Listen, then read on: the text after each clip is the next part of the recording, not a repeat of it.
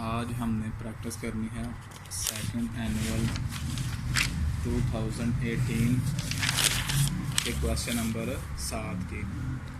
तो question number 7 जो second annual का है ना, उसमें वो कह रहा है कि during the past 5 years you on 2 stocks that had the following annual rate of return।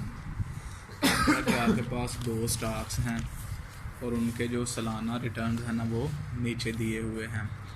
Table में 3 कॉलम है, ईयर्स 1 2 3 4 5। स्टॉक टी है, स्टॉक बी है। टी के रिटर्न्स टी के नीचे आपको नज़र आ रहे होंगे और बी के रिटर्न आपको बी के नीचे नज़र आ रहे होंगे। रिक्वायरमेंट नंबर 1 में क्या लिखता है? Compute the arithmetic mean annual rate of return for each stock. कहता है कि ऊपर जो एनुअल रेट ऑफ रिटर्न्स दिए हुए हैं ना, आपने इनका क्या करना है? अरिथमेटिक मीन निकालना है। Which stock is the most desirable by this measure. कहता है कि आपने ये बताना है कि दोनों में से कौन सा स्टॉक जो है ना सबसे बेहतरीन है। डिज़ायरेबल मतलब आपकी ख्वाहिश है कि आप उसमें पैसे इन्वेस्ट करें। तो यहाँ पे मैं पहला कॉलम ऐड कर देता हूँ स्टॉक टी के नाम के साथ, और दूसरा मैं कॉलम ऐड कर देता हूँ स्टॉक बी के नाम के साथ। परसेंटेज में कन्वर्ट कर देता हूँ रिटर्न्स को। 19 8 -12 -3 15। जो माइनस में है ना, ये रिटर्न्स की बजाय लॉस को शो कर रहा है। और उसके बाद बी का 8% है, फिर 3% है, -9% है, 2% है और 4% है। ये मैंने दरमियान में लाइन डाल दी। एक साइड पे मैं वर्किंग करूँगा सारी की सारी टी से रिलेटेड, और दूसरी साइड पे मैं वर्किंग करूँगा सारी की सारी बी से रिलेटेड। इसमें ज़रा ये है कि दोनों चीज़ें आमने सामने होती हैं, तो आपके लिए समझना और हमारे लिए समझाना जो है ना वो इंतहाई आसान रहता है। मीन तो टी स्टॉक है ना, T bar is equal to summation T divided by N. तो फार्मूले के मुताबिक मैं क्या करने लगा हूँ? सबसे पहले टी के रिटर्न्स को सम करने लगा हूँ। 19 + 8 और उसके बाद -12 -3 + 15। तो ये मेरे पास टोटल आ रहा है 27 नहीं जी। तो T bar is equal to 27/5 लें जी। 27 को 5 के साथ तकसीम कर देते हैं, तो ये मेरे पास आ रहा है 5.4। उसके बाद बी की तरफ आ जाते हैं, तो B bar is equal to summation B divided by N. फार्मूले के मुताबिक बी के रिटर्न्स को सम कर लेते हैं। 8 + 3 -9 + 2 + 4। तो ये मेरे पास आ रहा है सम 8। वैल्यू पुट कर देते हैं 8/5। 8 को 5 के साथ तकसीम करें तो ये मेरे पास आ रहा है 1.6। तो ये दोनों का मेरे पास मीन आ गया है। अब उसने क्या कहा है? Which stock is most desirable. तो इसके लिए हमें देखना पड़ेगा कि दोनों में से किस स्टॉक का जो मीन है ना वो ज़्यादा आ रहा है। तो यकीनी तौर पे टी का जो रिटर्न है ना मीन वो ज़्यादा आ रहा है। तो अगर मैं हूँ इन्वेस्टर तो मैं क्या करूँगा? दोनों में से टी को तरजीह दूँगा इन्वेस्टमेंट पॉइंट ऑफ व्यू से। तो लिहाजा मैं अगर इसको प्रेफरेंस दे रहा हूँ, इसको तरजीह दे रहा हूँ, तो यकीनी तौर पे अगर मेरी जगह पे कोई और शख्स भी होगा तो वो क्या करेगा? टी को ही प्रेफर करेगा। तो यहाँ पे फिर मैं लिख देता हूँ T stock is highly desirable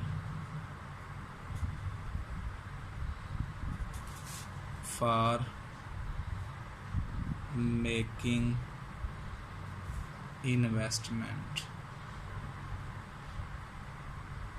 कहता है कि टी स्टॉक जो है ना हाईली डिज़ायरेबल है।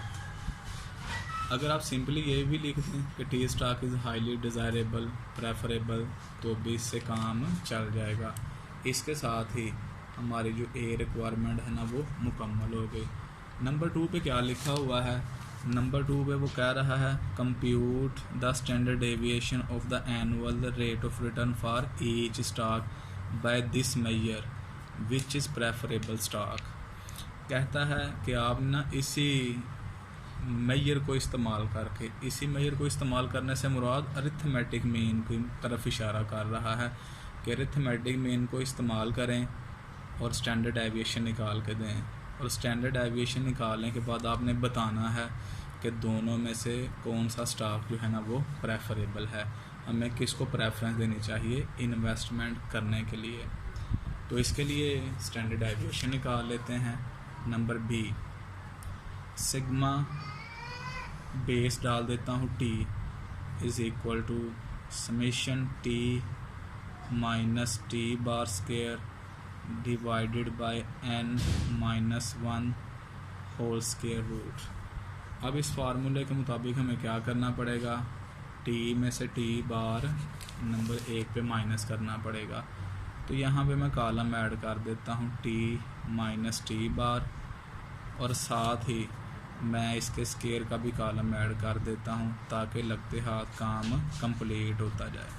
लेंगे ये टी का कॉलम है नंबर 1, इसमें से 1 बाय 1 टी बार 5.4 को माइनस करते जाते हैं, 19 माइनस 5.4, तो ये मेरे पास आ रहा है 13.6। इसका साथ स्क्वायर ले लेते हैं तो 184.96। 8 माइनस 5.4, तो ये मेरे पास आ रहा है 2.6। इसका स्क्वायर ले लेते हैं 6.76। उसके बाद माइनस 12 में से माइनस कर देते हैं 5.4 को, तो ये मेरे पास आ रहा है 17.4, मगर माइनस का माइनस माइनस जमा हो गए, -3 माइनस 5.4, और इसका चलें स्क्वायर ले लेते हैं साथ ही। तो जब हम स्क्वायर लेंगे ना तो माइनस आपको पता होना चाहिए प्लस में कन्वर्ट हो जाएंगे। 17.4 का भी स्क्वायर ले लेते हैं तो इसका भी जो माइनस है ना वो प्लस में कन्वर्ट हो जाएगा 302.76।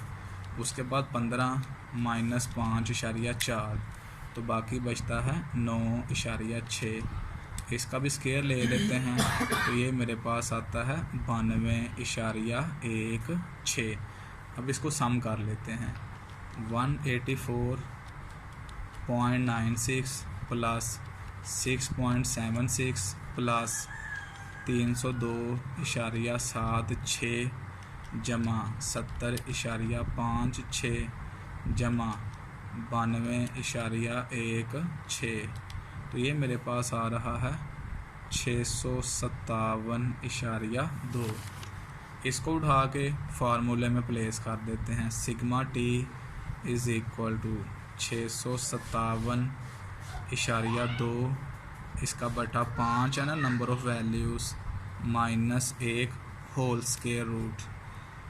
उसके बाद नेक्स्ट 657.2, इसका बटा 4 होल स्क्वायर रूट। तकसीम कर दें इसको 4 के साथ, 164.3 और इसका साथ स्क्वायर रूट ले लें तो ये मेरे पास आ रहा है 12.82%। यहाँ अगर फ़ीसद नहीं भी लगाना चाहते ना लगाएं, क्योंकि ऊपर हमने कॉमन जो है ना फिगर परसेंटेज लगाया हुआ है। तो इसके साथ ही हमारा जो टी का स्टैंडर्ड डेविएशन वो निकल आया 12.82। उसके बाद आ जाते हैं बी की तरफ। Sigma B is equal to summation B minus B bar square divided by n minus 1 whole square root. अब ऊपर आ जाते हैं, सिग्मा निकालने के लिए ना बी में से माइनस कर देते हैं बी बार को। 8 माइनस 1.6, तो ये मेरे पास आ रहा है 6.4। साथ ही कॉलम ऐड कर देते हैं B minus B bar square का, साथ ही इसका स्केयर ले लें तो ये आ रहा है 40.96। उसके बाद 3 माइनस 1.6, तो ये मेरे पास आ रहा है 1.4। इसका स्केयर ले लें 1.96, माइनस 9 है, इसमें से माइनस कर देते हैं 1.6 को, तो ये मेरे पास आ रहा है 10.6 मगर माइनस का। इसका स्केयर लें 112.36। उसके बाद 2 माइनस 1.6, तो ये मेरे पास आ रहा है 0.4। इसका स्केयर 0.16। उसके बाद 4 माइनस 1.6, 2.4, इसका स्केयर 5.76। सम कर लेते हैं इनको। 40.96 जमा 1.96 जमा 112.36 जमा 0.16 जमा 5.76, तो ये मेरे पास आ रहा है 161.2। वैल्यूज़ पुट कर देते हैं फार्मूले में। Sigma B is equal to 161.2 बटा 5 माइनस 1 होल स्केयर रूट। लें जी, ये 161.2 इसका बटा 4 होल स्केयर रूट, तकसीम करते हैं इसको 4 के साथ, इसका स्केयर रूट लेते हैं तो ये मेरे पास आएगा तकरीबन राउंड करके 6.5। अब हमने बताना है कि इन दोनों में से कौन सा जो स्टॉक है ना वो इस टेक्निक की बुनियाद पर डिज़ायरेबल है। डिपेंड करता है इन्वेस्टर की साइकी पे। भाई इन्वेस्टर चाहे ये जो टी स्टॉक है इसको प्रेफरेंस दे दे, हम क्या कर सकते हैं? कुछ नहीं कर सकते। इन्वेस्टर का दिल चाहे तो वो बी को प्रेफरेंस दे दे, हम कुछ नहीं कर सकते। दोनों को ही ना प्रेफर करे, ये सारे के सारा जो इन्हिसार है, डिपेंडेंस है, ये इन्वेस्टर पे है। तो हमें देखना पड़ेगा एटीट्यूड के एतबार से। अगर तो इन्वेस्टर जो है ना रिस्क सीकर है, तो इसका चूँकि रिस्क ज़्यादा है, सिग्मा ज़्यादा आ रहा है, तो वो क्या करेगा? बी को प्रेफर करेगा। अगर इन्वर्स है तो यकीनी तौर पे वो फिर क्या करेगा? टी को प्रेफर करेगा। रिस्क जो सीकर है क्योंकि इसका सिग्मा ज़्यादा आ रहा है, और जो रिस्क अवर्स है वो प्रेफर करेगा स्टॉक टी को। तो यहाँ पे फिर हम कमेंट यूँ देंगे, कंक्लूड यूँ करेंगे, risk Sikar will prefer stock T whereas risk averse will prefer stock B। तो ये उसके एटीट्यूड के अकॉर्डिंग दर्ज कर दिया है कि टी को प्रेफरेंस मिलेगी रिस्क सीकर की तरफ से और बी को प्रेफरेंस मिलेगी रिस्क अवर्स की तरफ से। तो इसके साथ ही हमारी रिक्वायरमेंट नंबर बी जो है ना वो भी कंप्लीट हो गई है।